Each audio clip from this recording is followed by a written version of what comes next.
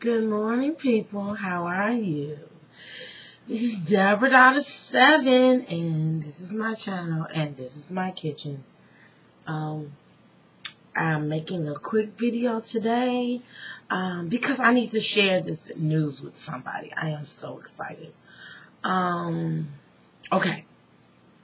So, as those of you who have been following my journey, maybe for like the past 14 months, me and my fiance are trying to have another baby.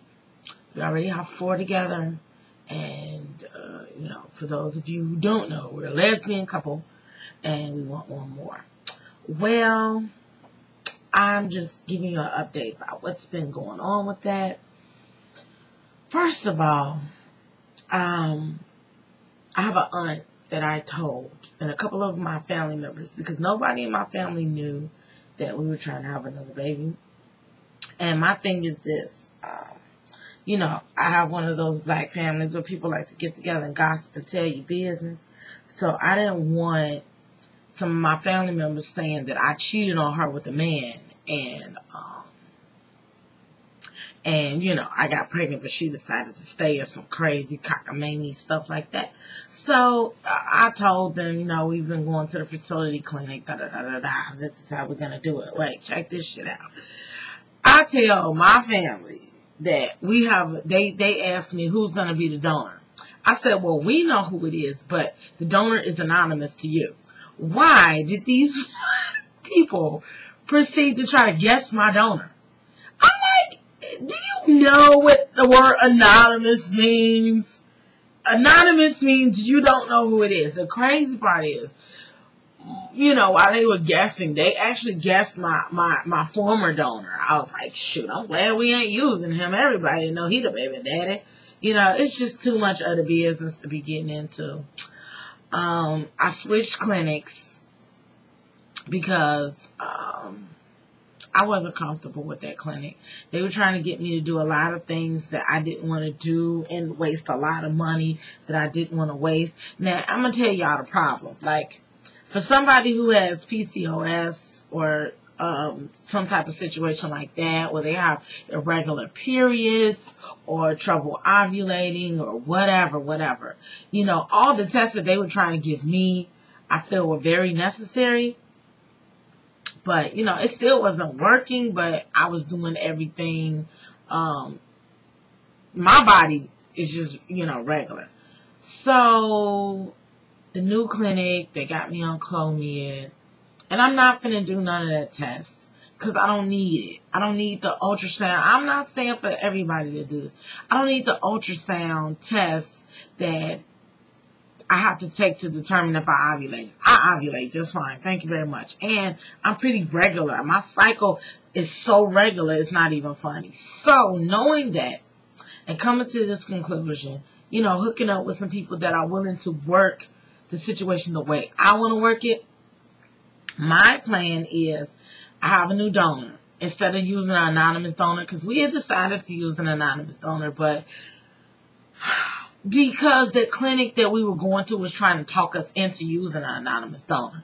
They was just like, oh, it's cheaper. And the reality is it's not cheaper. It's more expensive to use an anonymous donor than it is. Because with an anonymous donor, you have to pay for the actual sperm and, each and every drop. And also, you have to pay for, the analyzing test for the sperm is already the sperm is already analyzed and washed. If you do an anonymous donor. If you do a regular donor, you have to pay, it's like $100 to get the sperm analyzed, and then $100 more to get the sperm washed. So it's like $200 a pop, as opposed to $500 a pop. Could you explain to me? I mean, dude's math was just really screwed up. And I don't like for somebody to sit there and make it seem like I'm slow. And I'm like, that don't sound right. So, no. What we're doing is, I forgot what is not answer. I think it's, one step, one something. Anyway, the ovulation test, thing that we have, it's like, it looks just like a pregnancy test. It's a pee stick, you know, to detect your LH surge.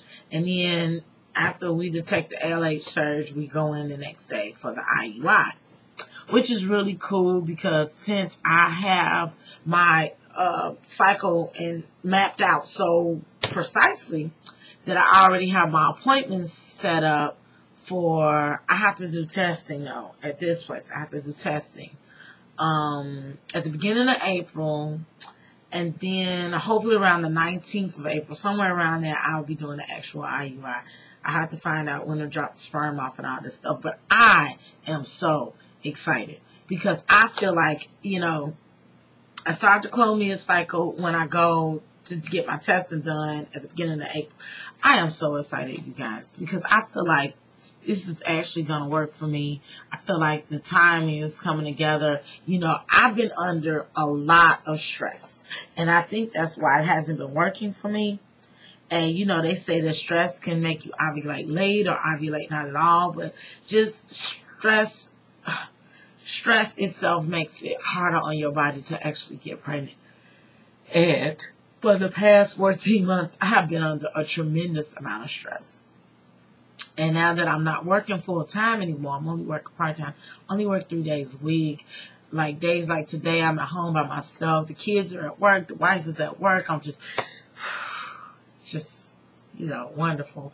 I'm able to, I feel my body. I feel how tight my body was before and how much is loosening now. I'm being able to relax easier now.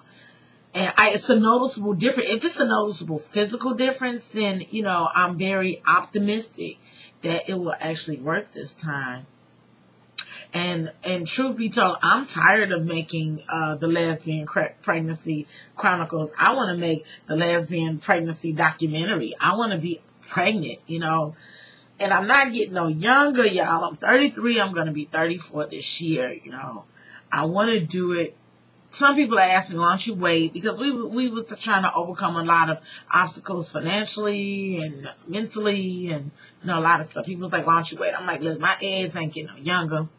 And then, you know, I got some family members that don't agree. They're like, I don't need no more kids. I'm like, well, we ain't need the 4 we got, but they, yeah, you know. What the hell?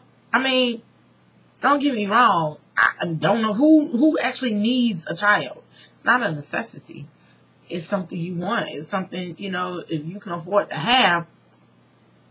As long as we take care of our own kids, I ain't getting public assistance. I ain't on welfare. Nothing. I work. I have Pampers and stuff. So as long as I can do that, I'm going to do whatever I want to do, you know. I'm a big breastfeeding fanatic. I encourage breastfeeding. The reason why I encourage breastfeeding is it's easy. It's so easy. It's like instead of getting up in the middle of the night for a bottle, you could just roll over. You know, I love breastfeeding. I breastfed my last daughter. I felt like such a great mother that I was providing nutrients and antibodies and you know, things for my child, for my body. And it was hard for me because you have to eat and then pump. I was pumping and breastfeeding. It was a little tricky, and I was working 5 days a week, but I did it. And I did it for 9 months. And I don't regret not 1 minute. And I'm going to do it again. My girl, I'm going to do both. I'm going to pump, do the bottle feed, and the breastfeed. And another trick that I do is I don't breastfeed right after the baby's born. I know they tell you should, but babies have all type of latching problems, and I ain't got time for that. You stick a bottle in their mouth, they get used to sucking. I do it like maybe after the baby's a week old. I start breastfeeding, and it works. It works so good. So I'm signing off for now. I'm just really excited. I feel like this is going to be a good thing. I got my clinic. I got my donor. I paid my donor too. Even though it's a friend of mine, and then you need like the donor's medical history and stuff. It's a friend of mine that I trust, and you know is willing. But I paid him. I paid him. You know, because I'm like, hey, dude, I need that about you. So I'm really excited. I hope this time is the last time, you guys. Holla at you.